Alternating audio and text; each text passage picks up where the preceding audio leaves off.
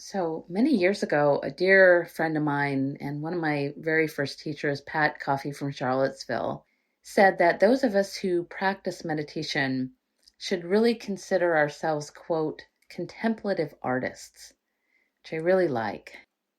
So we might think of our practice then as being like a type of canvas that we want to paint on.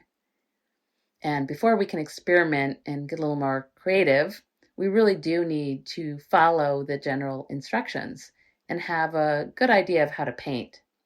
We really do need to have a good grounding in the foundations of practice. But ultimately, we get to decide what our practice looks like for ourselves, especially when we're deciding what we might need the most in the moment. So, for instance, during our practice of being present and noticing, we might discover that we're experiencing maybe a lot of aversion, either towards ourselves or others, or maybe a situation that we're dealing with. And right there in the moment, we might decide that what we really need is to dive into the heart practices and consciously work on softening our hearts rather than allowing them to harden. Other times, maybe we notice that our thoughts seem to be what my friend, the teacher Jonathan Faust, calls caffeinated chipmunks. And in this case, we might decide that what we really need is to apply our concentration practices. Other times, maybe what we notice is that we're really emotional or maybe upset about something and decide that what we really need to use is one of the different contemplative practices that can help us to take a good look at our thoughts and discover what we might be believing about something that's creating the emotion. And of course, I could probably go on and on and on about these, but the idea here is that it really is up to us to decide what's most needed in the moment, not just during our practice, but of course in our daily lives, which is why we're practicing in the first place. And as many of you may recall, the Pali word for mindfulness is sati, S-A-T-I, which ultimately means to remember. And so an important part of our mindfulness practice is to remember to do this, to check in with ourselves often and ask ourselves in the moment, what do I need? What do I need? Which of course is not easy, which is why, again, it's a practice. And lately for me, personally, what I've been recognizing is that both my mind and my body have been experiencing a lot more stress than usual. I've been noticing that I've been holding more things than usual and feeling a bit more heaviness, more grief, and also a little less clarity, to be honest, because stress tends to lend itself to this. And so as a contemplative artist then, what I'm sensing is that what I really need right now is to very consciously nurture a quality the Buddha has called Passaddhi. And Passaddhi is a Pali word that points to a sense of calm or tranquility, and even a sense of joy or contentedness. It's also often been translated as serenity or composure. And because I am fully aware right now that I am not at all alone in this, that so many of us are feeling overwhelmed these days, I thought that I would explore this incredibly important quality of Passaddhi, starting with a story that I dearly love from the Buddha's life. The story is actually a memory from the Buddha's childhood that he had, which many people believe was a key moment that ultimately led him to his enlightenment and also to the understanding of the middle way itself. As you may recall, the Buddha was born a prince, Prince Siddhartha, and he was showered with luxury until the late age of 29.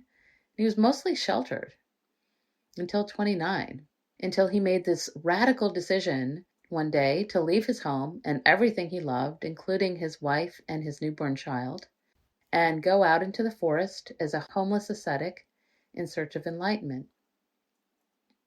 And so for the next 6 years, Siddhartha dove very intensely into his search. and studied with many different teachers. And near the end of those 6 years, he believed very strongly, as so many spiritual seekers of his day did, that punishing and depriving his body is what would ultimately lead him to freedom, to nirvana. In fact, he was such a devout student that he nearly killed himself with this practice. And in the suttas, the Buddha actually explains how emaciated and painful his body had become over this time. Quote, "My limbs became like the jointed segments of vine stems or bamboo stems. My ribs jutted out as gaunt as the crazy rafters of an old roofless barn. The gleam of my eyes sunk far down in their sockets looked like the gleam of water sunk far down in a deep well. If I made water or evacuated my bowels, I fell over on my face. If I tried to ease my body by rubbing my limbs with my hands, the hair rotted at its roots, fell away from my body as I rubbed, because of so little eating." That's a pretty harsh description of where he was. And he was basically dying, as you can imagine, and was lying under a tree in this state in great pain and suffering when a young woman from a nearby village passed him by and could clearly see that this monk was dying.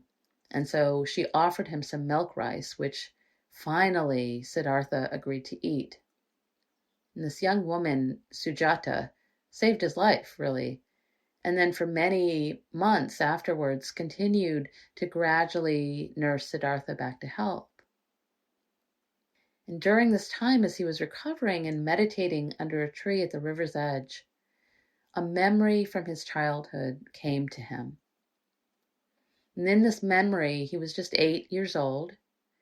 And you might imagine this scene yourself from his memory. It was when he and his family were all attending a big annual ceremony where the whole town had gathered for the first plowing of the fields. And so people were all dressed up in their best clothes, and the trees were all decorated with colorful flags and other things. And there were tables and altars filled with foods and drinks, and holy men leading prayers and chants, asking for things like healthy and vibrant crops, etc. So it was very festive. And as you might imagine, after a while, many of the children just started to get really antsy with all the adult goings on. And so they ventured out into the fields, and Siddhartha followed them and did this as well. But because he was a very curious child, he ended up walking alone as close to the fields as he could so that he could watch the men who were plowing the fields with the buffalo. And so Siddhartha was watching the man who was the closest to him and noticing how tired the man looked and how hot. The man's back was bare and the sun was shining off his sweat. And of course, the buffalo looked tired too and also seemed hot, seemed to really be laboring to pull this heavy plow through the earth and, being whipped by the man to go faster. And in the soil that was being dug up, Siddhartha noticed hundreds of worms. And to his great horror, he explained how they were all wriggling in distress to get away and writhing in pain as they were chopped in half by the blades. This is what he was noticing. He also noticed that there was a flock of small birds who were busy eating these helpless worms. And then there was a hawk who flew down and scooped one of the birds up into its talons. So in that moment, this 8-year-old, seeing all of this, he became very overwhelmed and felt all this fear and pain and struggle, watching the man and the buffalo and the worms and the birds and the death. He was really upset about this, and he was sweating in the afternoon sun. And so he instinctively left and made his way to the nearest tree, which is a rose apple tree, apparently, just to get away from all the commotion and the noise of the other children as well. And as he describes it, he felt a relief right away to be in the cool shade of this tree. And there was also a large slab of rock that was also cool, where he could sit and feel this kind of relief as well. And as he sat down, he apparently curled his little legs up beneath him and closed his eyes. And then he rested his hands on his lap and just sat that way, breathing, reflecting on what he had just seen. And as he continued to sit in this way, he gradually felt himself becoming saturated by this great feeling of compassion for all the beings that he had witnessed. And this compassion actually included himself for having had to witness such suffering. And apparently Siddhartha sat like this for hours in what has often been referred to as the first meditation. This was the first meditation. And during this time, as Siddhartha breathed and focused on his compassion and his innate connection to all these beings, what he noticed was that his mind had gotten extremely still. In fact, his thoughts had quieted down so much that he experienced a deep tranquility and calm that apparently allowed him to see things even more clearly and to have these great profound realizations about life itself. Apparently he was so absorbed that by the end of the day, when his family finally found him there, still sitting, they noticed that while all the other shadows had shifted with the sun, that the shadow under the rose apple tree had never moved. Throughout the day, it had just continued to shield this young prince.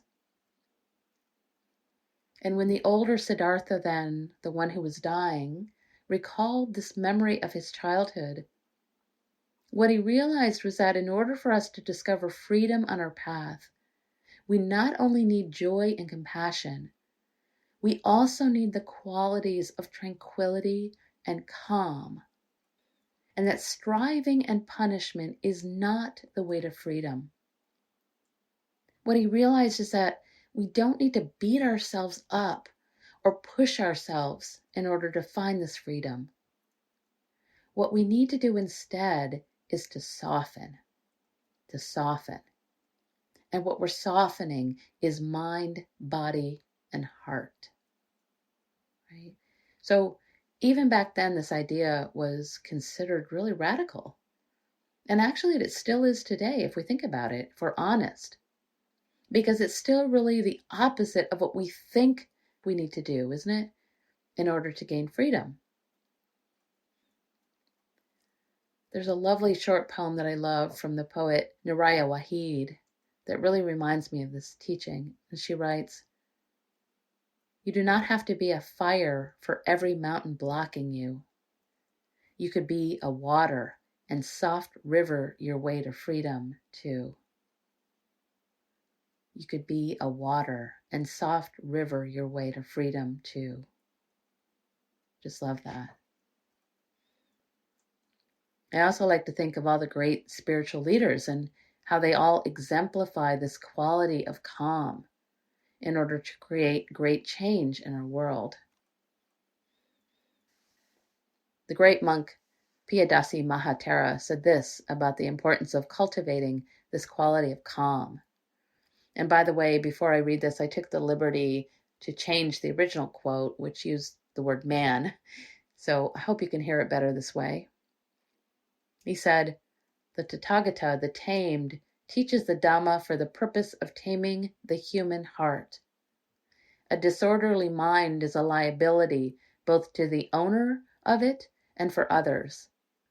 All the havoc wrought in the world is wrought by those who have not learned the way of mental calm, balance, and poise. Calmness is not weakness. The calm attitude at all times shows a person of culture.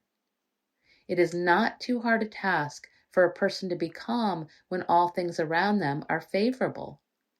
But to be composed in mind in the midst of unfavorable circumstances is hard indeed, and it is this difficult quality that is worth achieving. For by such control one builds up the strength of character.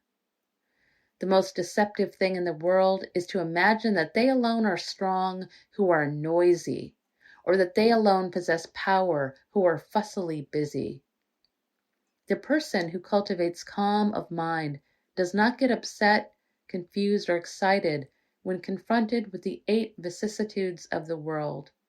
They endeavor to see the rise and fall of all things conditioned, how things come into being and pass away. Free from anxiety and restlessness, they will see the fragility of the fragile. Really great passage. And as I reflect on this, I also like to think of the words that are often used to describe the opposite of calm and composure, which is things like hot-headed or hot-tempered. I also like to imagine someone with smoke literally coming out of their ears, or maybe someone trying to tear their hair out literally like it's on fire somehow. And of course, we've all been here, haven't we, at some point or another? And we've all experienced being frustrated and angry and upset, or maybe have even felt like our heads might truly be on fire. If we think about it, whenever we're caught up in a story of some sort or struggling in some way, doesn't it really feel like both the mind and the body are actually hot? Like there's a kind of fire in the mind, a fire in the body, like we're maybe burning up with something. I really find that image helpful, especially since the quality of Passaddhi has often been described as the cooling factor, something that cools the heat or the fire of both the mind and the body. It actually has a quality of refreshing us. We also might recall that the Buddha's childhood memory involved his sitting on a cool rock under the cool shade of a tree. And so Passaddhi essentially is what helps us to chill out, if you will, keep our cool down. The great teacher Joseph Goldstein describes Passaddhi this way. He says, it's what a tired worker feels upon sitting down in the cool shade of a tree on a sweltering day, or what a child feels when her mother lays a cool, soothing hand on her feverish forehead. In some versions of the story about the rose apple tree, actually the tree itself is believed to be a goddess in disguise, a goddess who offers the Buddha the compassionate shelter of her arms and that same kind of care, that soothing care, like that of a mother or a loved one, not allowing the heat of the sun to burn him. And traditionally, Kuan Yin, the bodhisattva of compassion herself, is shown holding a vase. And inside that vase is the cooling water of Passaddhi. Many of you may know, many years ago, I bought a big statue of Kuan Yin, which I almost always bring with me when I lead retreat. And I really always like to look at the vase in her hands and be reminded of how precious that quality of Passaddhi is. It's like Kuan Yin is cradling this rare, precious, magical, cooling nectar.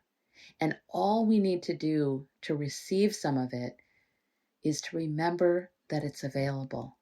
That's all we need to do. Just remember. And if we want to receive even more of it more often, what we need to do is to consciously nurture this quality within ourselves.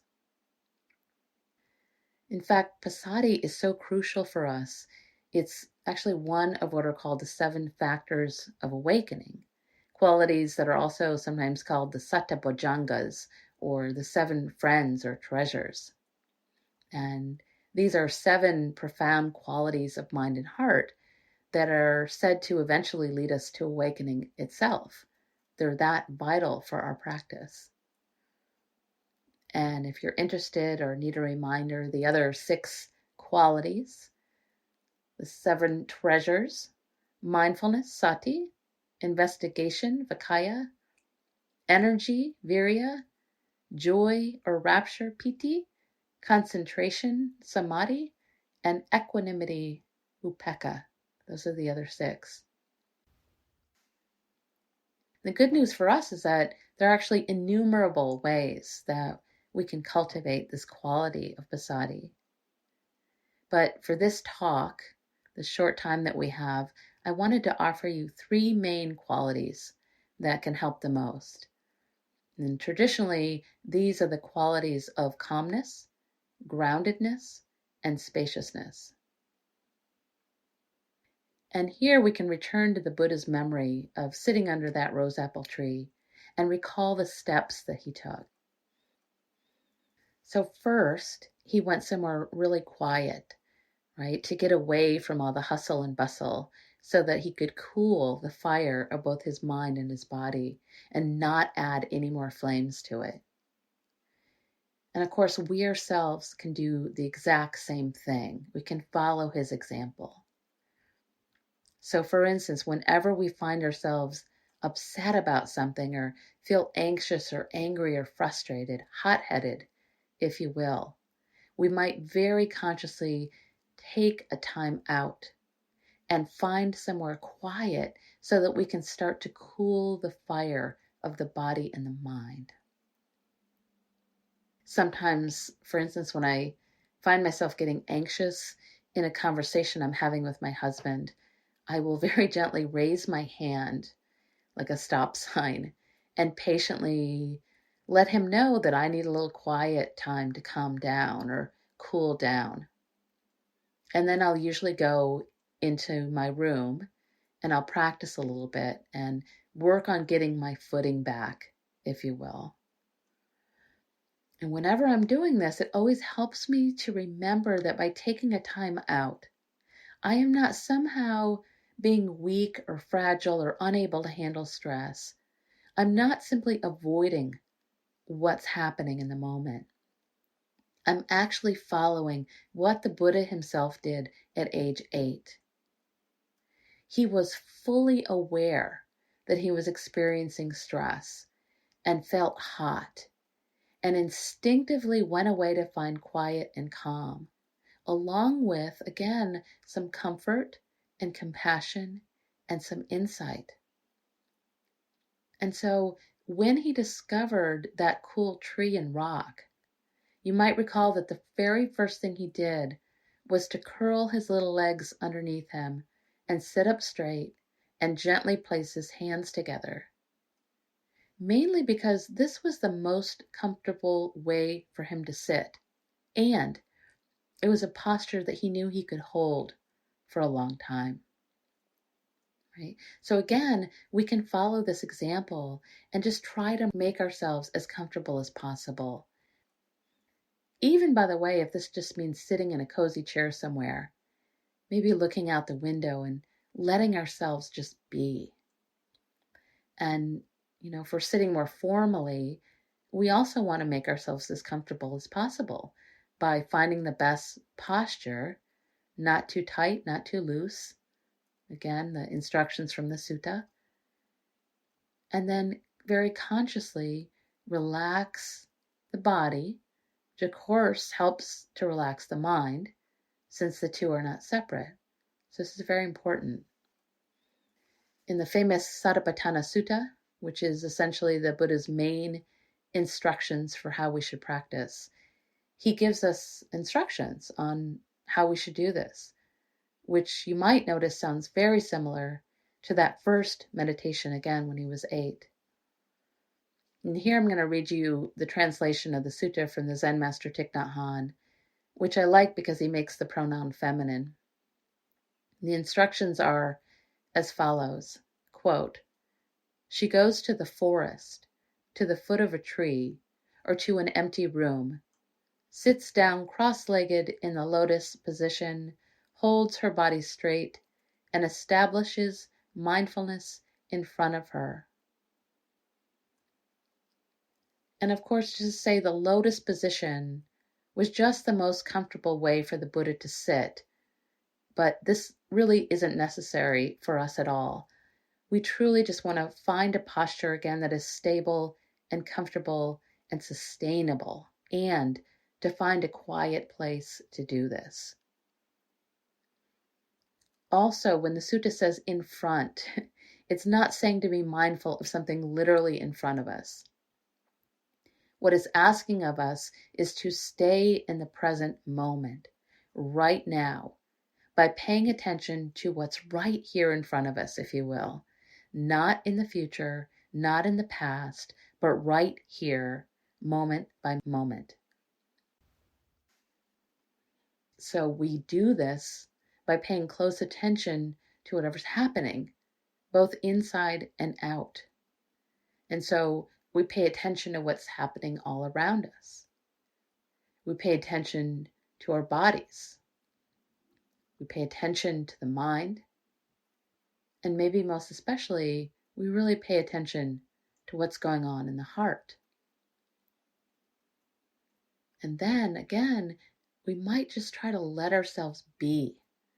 Let ourselves be just like a child might, relaxed, open, and curious. We might even again imagine that little 8-year-old and how we might have really relaxed into this. And whenever we're practicing, we can try to allow ourselves to do the same, maybe by allowing ourselves to feel held by our common great mother, the earth herself, who is actually always holding us and always will. And of course, this doesn't mean that we collapse in some way and just let everything go.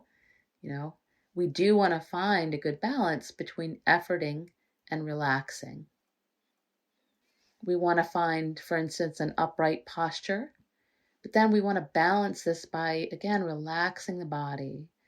So, maybe we consciously drop our shoulders or unclench our hands or our jaw. We might remind ourselves to relax our eyes and the forehead, or remind ourselves to let even our tummy be soft so that we're not holding. We might even consider, how might a child's face look when it's being held by its mother or being held in some way? Usually there's a kind of slight contented smile there, isn't there? And so when we're practicing, we can actually invite ourselves to do the same, just to place a very slight smile at the corner of the eyes and the lips. And when we do this, we're not only inviting a sense of calm, but a sense of friendliness, metta, to our practice, unconditional friendliness. Never ever as a way of covering anything over, but as a way of just bringing a kind of allowing, a friendliness to whatever's happening right here in the heart. What I find so interesting about this is that the Buddha actually suggested this thousands of years ago. And today, we know absolutely from modern science that bringing a slight smile to the face really does help calm the mind and the body. It helps bring on the flow of these feel-good neurotransmitters, which can not only relax the body, but can do things like lower our heart rate and our blood pressure. So you might even just try it on right now as you're listening. Just put a slight smile in the eyes and the face and see what happens. So once we found some sense of calm and grounding, we can then follow the Buddha's example again and do what the little Siddhartha did next, which was to focus on his breathing, which helped him to slow and cool both his body and mind. And again, here what I find helpful to remember is that this doesn't just apply to our formal practice, but we can put a very conscious attention on our breathing right in the moment, right in the middle of maybe a difficult situation or a difficult conversation. Right in the moment, we can take a couple of slow, conscious breaths and remind ourselves that we are consciously nurturing them or using them as a way to help us to cool down and to know that. And here, again, we might recall the teachings on how we're being asked to do this from the Satipatthana Sutta, our instructions. And I'd like to read from Thich Nhat Hanh's version again. These are our instructions from the sutta. She breathes in, aware that she's breathing in. She breathes out, aware that she's breathing out. When she breathes in a long breath, she knows I'm breathing in a long breath. When she breathes out a long breath, she knows I'm breathing out a long breath. When she breathes in a short breath, she knows I'm breathing in a short breath. When she breathes out a short breath, she knows I'm breathing out a short breath. She uses the following practice. Breathing in, I am aware of my whole body. Breathing out, I am aware of my whole body. Breathing in, I calm my body. Breathing out, I calm my body. And the reason that this type of very close, curious attention to our breath can help us to cool the mind is because it can really help us to let go of all of those thoughts that are keeping us from being present, right? So again, the famous refrain from this Satipatthana Sutta tells us we're to do this, quote, diligently, clearly knowing and mindful, free from desire and discontent in regard to the world. I'll read that again. We are asked to practice, quote, diligently, clearly knowing and mindful, free from desire and discontent in regard to the world. So what this means is that we're being asked to let go of all those, quote, desires and discontents, or all those thoughts that are maybe adding fuel to the fire of our stories, into our negative emotions, our fears and worries, our planning, doubts, etc. So again, the breath can really be like a cool hand settling on our feverish forehead. We can soften our tight, clenched thinking and simply feel that kind touch in the form of the calmness and the sweetness of our own breath. We can let that breath be refreshing and cooling and calming. It might also be helpful to remember that this practice of being mindful of the breath is something we can continue to use throughout our lives. It's not something we need to move on from or graduate from into something much more complicated or complex. In fact, 20 years after the Buddha became enlightened, his personal attendant Ananda asked him this question. He said, "Venerable Sir, if people ask me whether you are still practicing meditation, what should I tell them?" And the Buddha said, "Yes, I'm still meditating." And Ananda said, "What kind of meditation do you practice, Venerable Sir?" And the Buddha said, "Mindfulness of breathing." Mindfulness of breathing. So, so important. At the same time, just as the little Buddha did sitting under that rose apple tree, we are also asked to practice the third thing that he did, which is to pay very close attention to our hearts. So when we're practicing, we're being asked to pay close attention to our own fear and our suffering and to really be with it and to nurture our compassion for both ourselves and for others. A lot of the time, what this means is remembering that we are not alone, that we all experience pain and suffering, and that it's okay to feel these very natural human emotions. They are not wrong. They are not wrong. This is actually where the sense of spaciousness, that third thing, comes in. When we can start to let go of our limited sense of self and get in touch with our innate connection to all beings, to all things. when we can stop taking everything so personally. And the interesting thing is that the more we can begin to do this, instead of this letting go of self being a kind of scary prospect, it actually ends up bringing us much more calm, much more ease and freedom, because we become so much less defensive.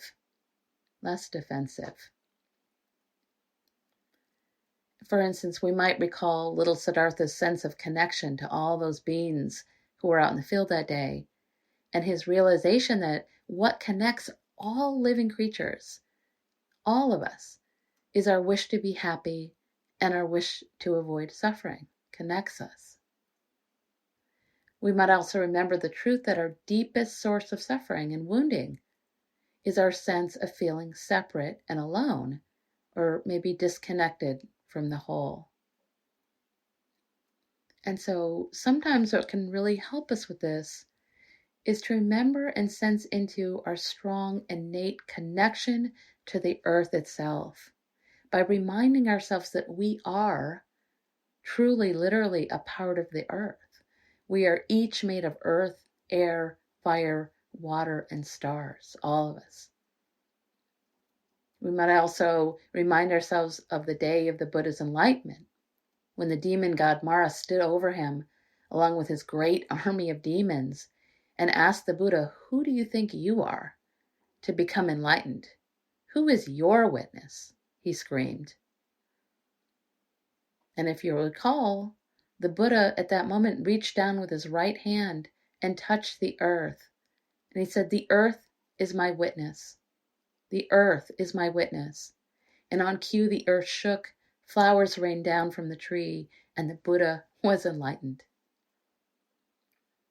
And so touching the earth was the Buddha's way of claiming his innate belonging to all things, right? He was saying, I belong. In fact, we all belong, and earth is our witness. And again, we can all use his example and remind ourselves that whenever we can remember, I'm not alone, that we are all intimately connected to the earth, all beings, and everything. This is exactly what can help us to feel more safe and therefore more calm. So I think I'm going to end here. And just for the last few minutes or so, I want to invite you, if it's available, into a brief meditation with me. So if you're sitting at home listening, you might just find, again, a comfortable posture like the Buddha discovered when he was 8. Something that's sustainable and comfortable. Maybe closing the eyes.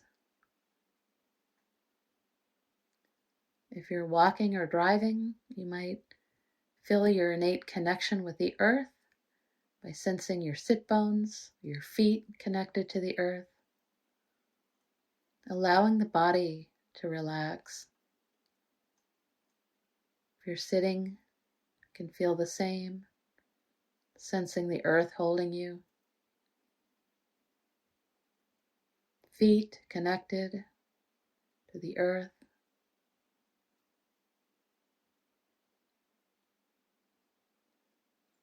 You might place a slight smile at the corner, the eyes and the lips, as a way of bringing friendliness, metta here, not covering over whatever's here.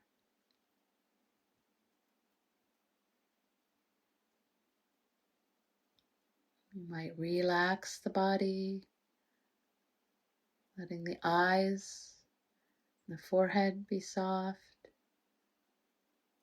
jaw, face muscles, neck and shoulders dropping.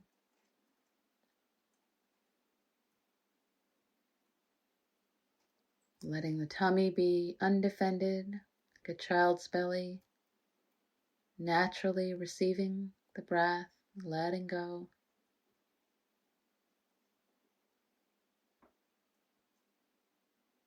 Might even let the center of the palms be soft and open, and the gesture of letting go and receiving.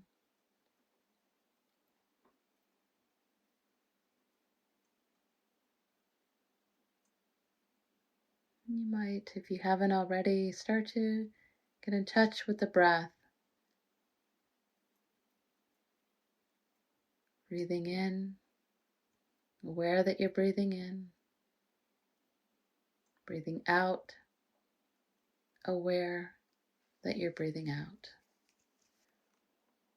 Breathing in, I'm aware of my whole body.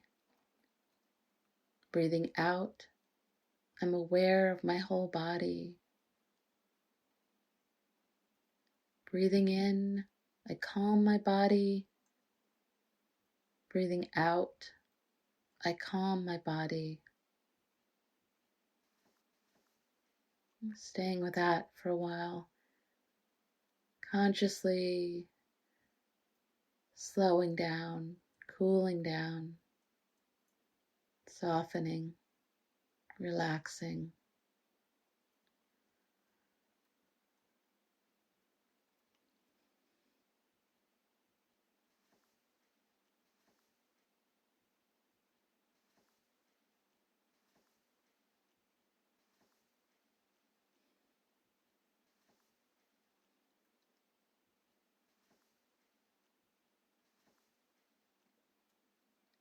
And as you're ready, you might do the third thing that the Buddha practiced, which is to focus on the heart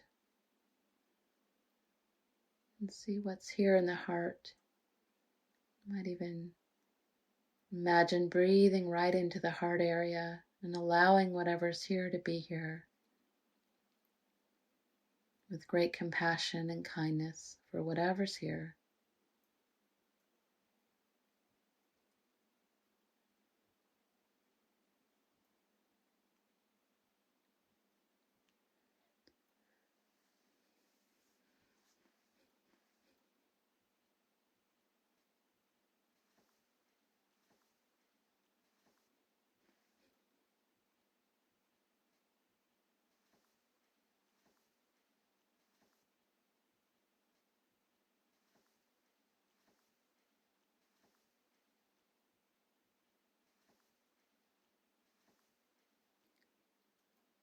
And so, continuing to breathe, I'll be offering you a contemplation. So, one of the best ways that we can tap into this sense of calm is through the practice of gratitude and metta, unconditional friendliness. And these two heart qualities are considered the two main antidotes to our fear and worry. The two main antidotes, gratitude and metta. And so with a very kind heart, I'd like to invite you to think of something you feel grateful for and allow yourself to really feel this in the heart. It could be something small, it doesn't need to be something big. Really anything that comes to mind.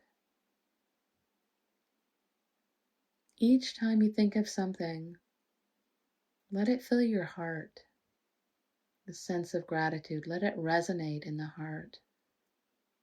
And then gently think of something else and do the same thing. And continuing in this way.